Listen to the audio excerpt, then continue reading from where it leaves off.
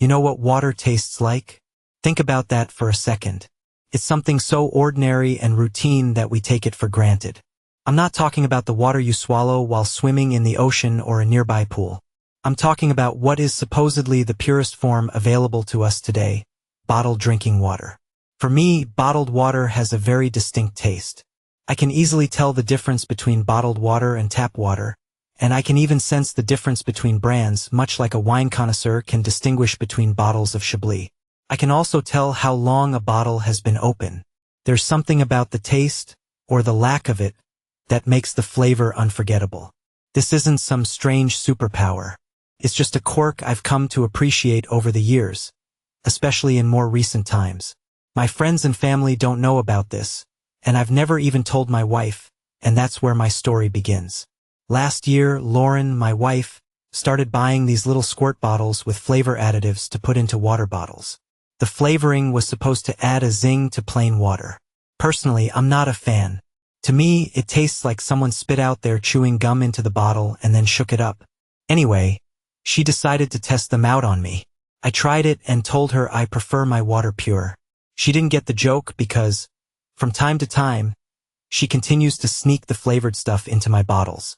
This periodic tampering has been going on for a couple of months now. I try to be polite about it, but when she's not looking, I swap the water for the unflavored kind. Then at our annual summer barbecue for the whole neighborhood, something happened that I didn't expect. While I was busy working on 3 grills, focusing only on steaks and hamburgers, Lauren walked past me and handed me a bottle of water. When we host parties at our house, I don't like to drink alcohol, so I carry a water bottle with me all evening. Without thinking much, I took a sip and immediately realized it was one of her flavored ones. I didn't swallow it. Instead, I bent down to check the propane tanks and discreetly spit it out so no one would notice. I didn't spit it out because of the blackberry flavor, but because of something else I couldn't identify. There was a faint metallic taste along with a hint of something that reminded me of sulfur. I didn't know what it was, but I definitely wasn't going to swallow it. I left the bottle between the propane tanks and returned to cooking. But for some reason, a warning signal went off in my head. As casually as I could, I glanced around at the guests gathered in the backyard, smiling and continuing to serve food. Everyone was either deeply engrossed in conversations, stuffing their faces, or splashing around in the pool. Everyone except Lauren and Bob. They were sitting on a lounge chair, secretly watching me. I wondered why. I thought, they seemed to be having some serious conversation, occasionally glancing in my direction. And how did Bob get here? I don't remember inviting him. Bob is one of Lauren's colleagues who lives a few blocks away and has recently started showing up at events where we are. Until today, I had never really thought about him. The alarm bells in my head kept ringing.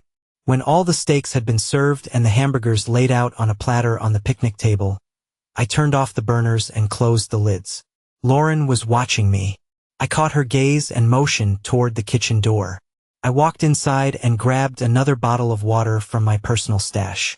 When I twisted off the cap, I noticed it had been opened before. Sniffing it, I detected the same metallic taste and hint of sulfur. Maybe it's just a bad batch, I thought. I set the bottle on the counter and abruptly turned toward my wife. "What's wrong, Chuck?" she asked with her sweet, slightly crooked smile. "Oh, nothing.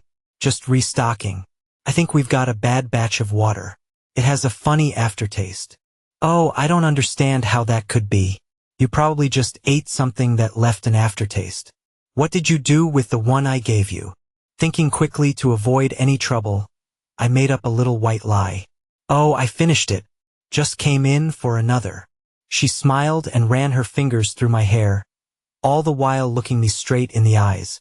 "All right," she said, picking up the bottle I had just placed on the counter and handing it to me. "Take this one and go outside. Keep an eye on our guests. I'll tidy up a bit in here." As I walked along the path to the pool, Bob stood up and went inside. I noticed because that damn alarm in my head was screaming louder than ever. And every time I looked in his direction, it seemed to rise an octave. Something strange was definitely going on. But what? I moved through the crowd of friends and headed toward the side door that led to our bedroom. Once inside, I could hear voices coming from right behind the door, either in the hallway or the bathroom.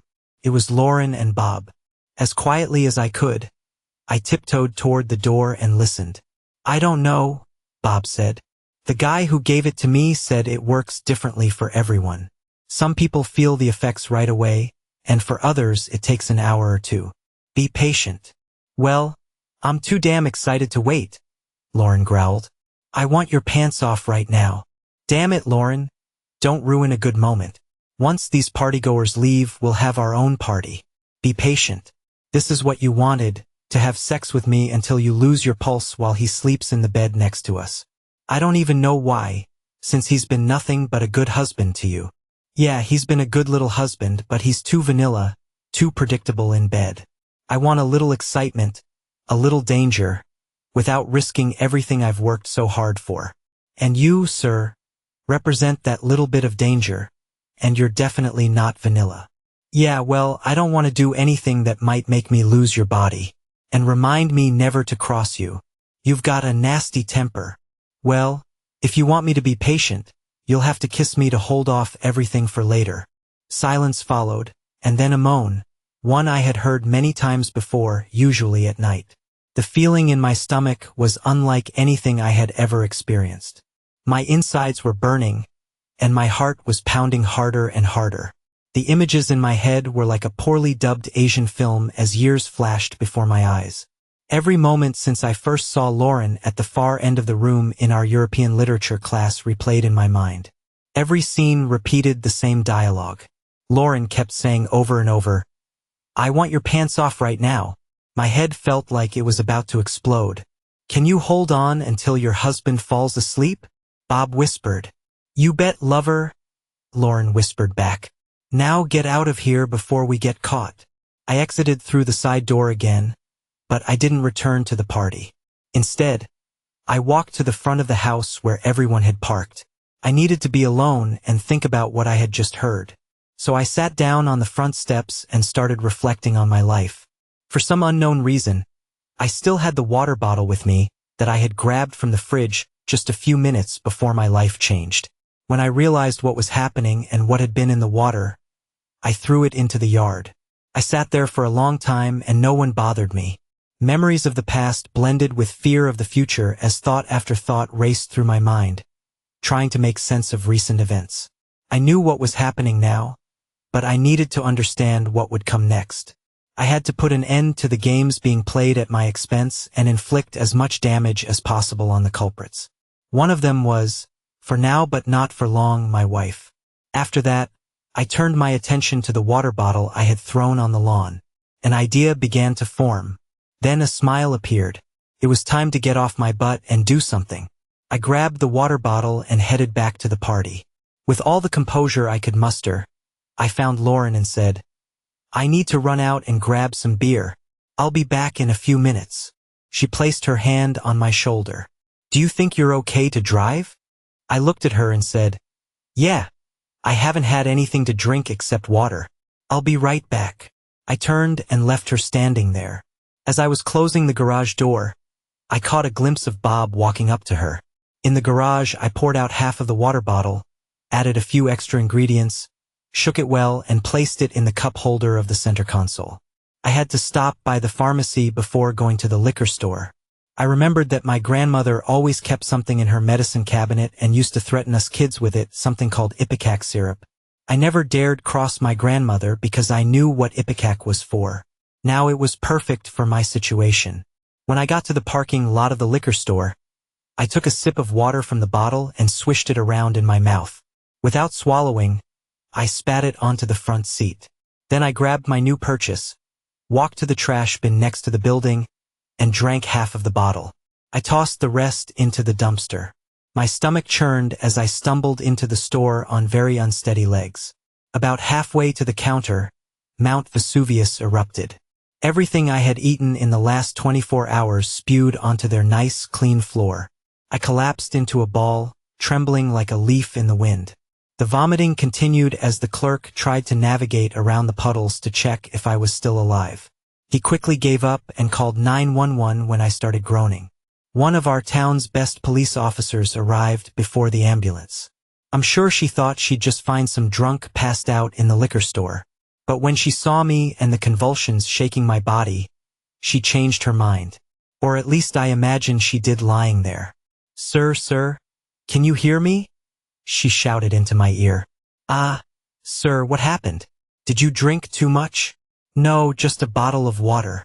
My wife gave it to me in the car. I then vomited in her direction. But luckily, she jumped out of the line of fire just in time. I saw the officer take the water bottle from my car while the paramedics loaded me into the ambulance and rushed me to the hospital. Once there, they ran all sorts of blood tests and pumped out what little was left in my stomach. I passed out after they shoved a tube down my throat and into my stomach. Sometime later, the same officer entered my room along with what I assumed was the doctor, and they woke me up. Huh? Where am I? Mr. Barry, I'm Officer Park, and this is Dr. Vodahovitz. Can you answer a few questions for us? Yeah, I think so, although I'm feeling a bit dizzy. What happened? Sir, you passed out at ABC Liquors. Do you remember being there? Yes, I went to get some beer. How much have you had to drink today? Nothing. When we host barbecues at our house, I don't drink. I might have to drive some guests home later. So the only thing I've had is a couple of bottles of water that my wife gave me. That's it. Honestly. Are you sure? She asked. 100%. Yeah. And a couple of bites of a hamburger. All right, then I think we may have a problem. I'll let Dr. Vodahovitz explain the rest to you. The man in the white coat began to speak. Mr. Barry, the water bottle that the officer took from your car contained a mixture of a sedative called triazolam, strychnine-based rat poison, something you can buy at almost any hardware store, and digitalis purpurea, or the common plant known as foxglove. All three were in doses high enough to cause the seizure you experienced. And if you hadn't been brought here immediately, you likely would have died within a few minutes. We'll need to keep you here for a couple of days to ensure there are no neurological or organ issues related to ingesting such a combination of toxins. Right now, we'll give you 4 fluids to flush out whatever is left. We'll know more in a few days, but for now, all you need to do is rest. Let the nurse know if you feel anything strange. I mean, anything at all. And Mr. Barry, I have to say, you're lucky. Thankfully, your body rejected the toxins. Otherwise, we wouldn't be having this conversation right now. Honestly, you're lucky to be alive. In my opinion, the combination of these poisons couldn't have been an accident. Someone went out of their way to do this to you. The room grew eerily quiet. Officer Park excused herself and stepped into the hallway to answer a call on her cell phone. The doctor just patted my hand, smiled, and left. I turned away from the door and smiled too, but my smile turned into a frown when I thought about Lauren. When Officer Park returned, she looked concerned. Mr. Barry, I just spoke with another officer who went to your home to talk to your wife.